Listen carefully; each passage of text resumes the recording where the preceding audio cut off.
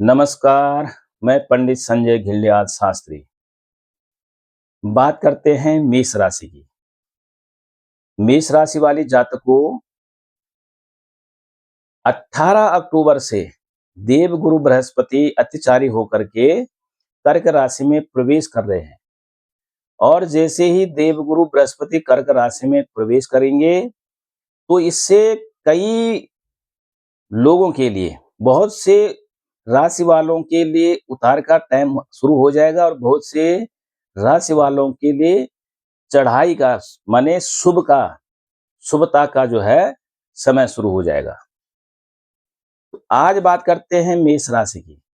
मेष राशि वाले जातकों, आपकी राशि के हिसाब से देवगुरु बृहस्पति आपके चतुर्थ भाव में बैठ रहे हैं।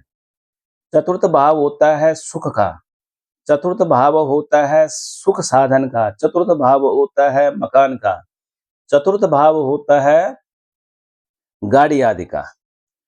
तो ये आप कौन से भाव से क्या चीज देख सकते हो और कौन से भाव से क्या चीज को देखा जाता है कुंडली में, इसके बारे में मैं विस्तृत वीडियो पीछे बना चुका हूं और कई वीडियो बना चुका हूं। तो जो भी चैनल से नए जुड़े हैं वो चैनल को सब्सक्राइब कर दें और शेयर करें, लाइक करें।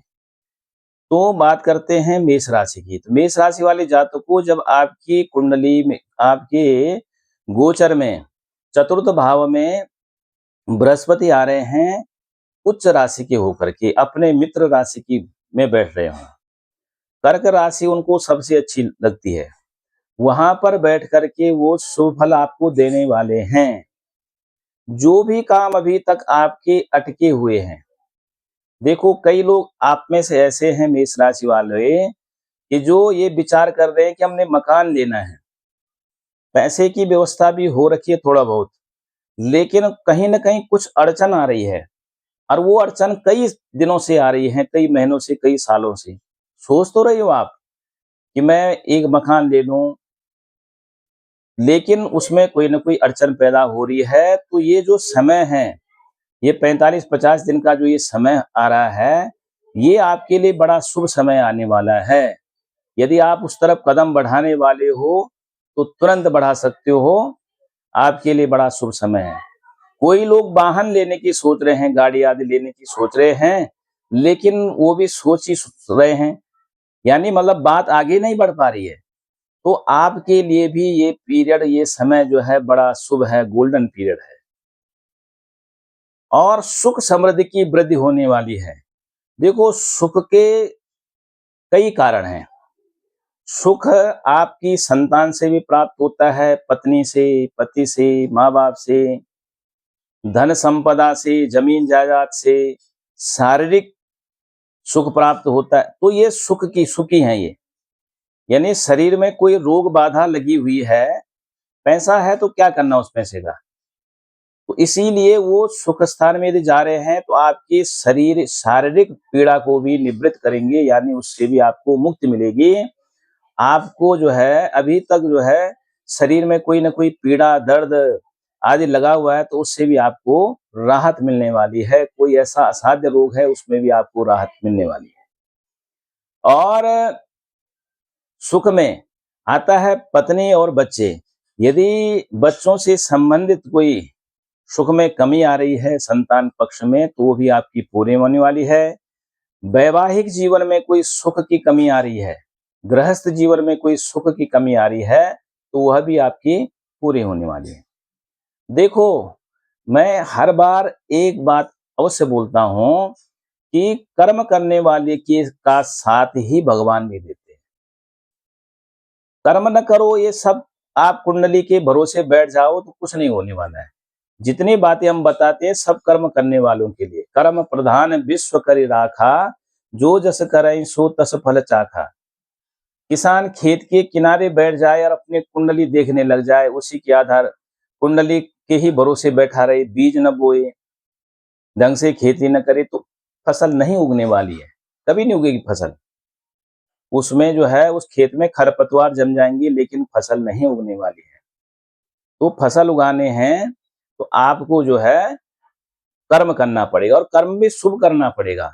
बोया पेड़ बबूल का तू आम कहाँ से खाए। वो यदि बबूल बोओगे तो बबूल ही का पेड़ होगा, आम नहीं हो पाएगा।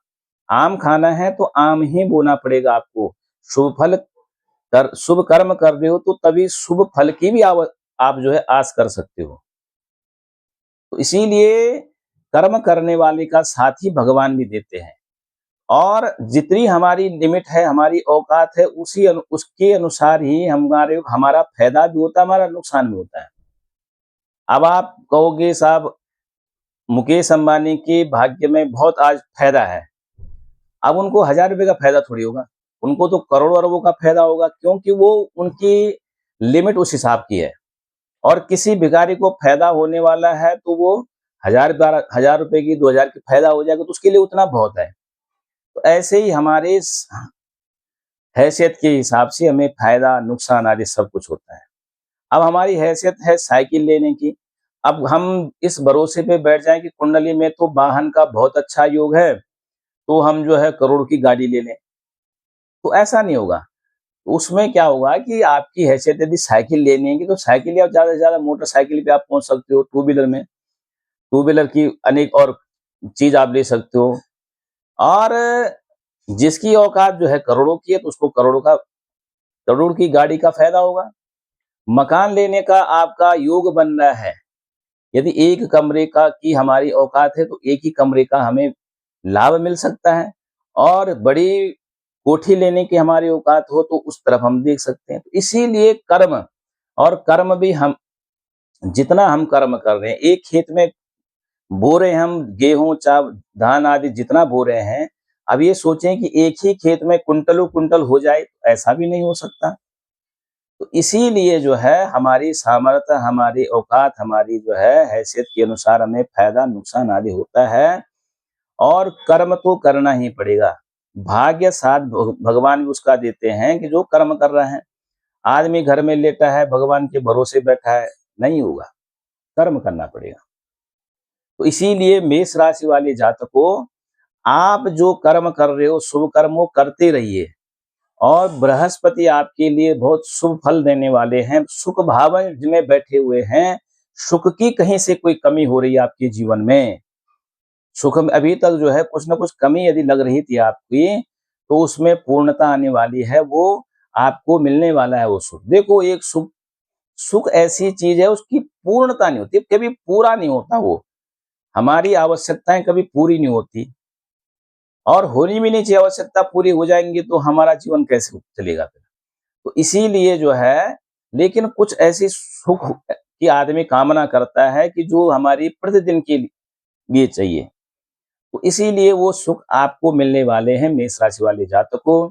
अब आप क्या करें, कुंडली में, जन्म कुंडली में बृहस्पति कहाँ बैठे हुए हैं, मैं प्रत्येक वीडियो में बताता हूँ कि जो हमें बता रहे हैं गोचर के हिसाब से बता रहे हैं।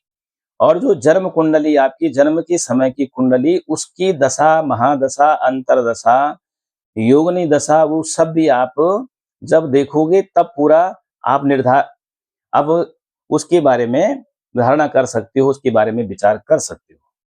तो मेष राशि वाले जो जातक हैं वो कुंडली अपनी देखें कि आपकी कुंडली में बृहस्पति कहाँ किस स्थान में बैठे हुए हैं। उसके बारे में मैं पीछे कई वीडियो विस्तृत बना चुका हूं।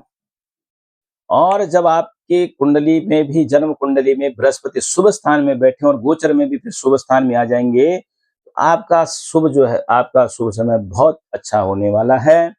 और जिसके अशुभ स्थान में बृहस्पति बैठे हैं तो वो क्या करें, तो वो बृहस्पति का उपाय करें, बृहस्पति का जप, ओम ग्रां ग्रीं ग्रों सा गुरुवे नमः, इस मंत्र का जप करें, केले का दान करें, पीली वस्तुओं का दान करें, चंदन केसर का तिलक लगाएं, पीले वस्त्र धारण करें।